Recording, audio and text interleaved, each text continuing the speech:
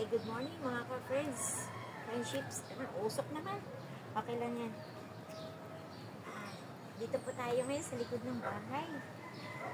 Meron kasi dito puno ng sampalok na natumba noon pa. Almost a year ago.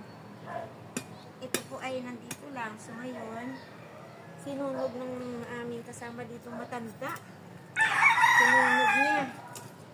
Ayan, magdamag, maghapon, bumabaga. Dito po sa ilalim, lakas ng baga. Tayo po ay kukuha ng uling. Kukunin natin ito kasi sayang uling. Pwede ito pang una, sitahin muna natin, pagkutin natin ang itak. Dito sa ilalim, dito sa ilalim, pagkutin natin. Ayan. Ayan. Dito kasi sa ilalim, hindi ko siya maitihaya kasi mabigat. Ayan, sa ilalim. Parang nakakweba. Ayun. Ayan. Mamaya po, yan ay ating kukunin. Nagdupot natin yan sa balde. May tubig. Ayan. Para mamatay po yung baga. Tapos ipunin natin dyan. Ayan.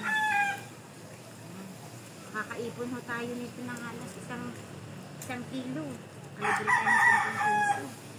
Ito kasing puno na ito, pagka sinunog siya, tuloy-tuloy lang sunog, magiging abo lang ho siya.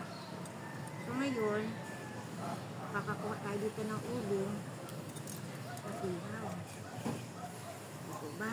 Sayang din naman, 10 piso din. Uling sa palengke. Ayan. Dito naman banda sa kabila. Ito. Ito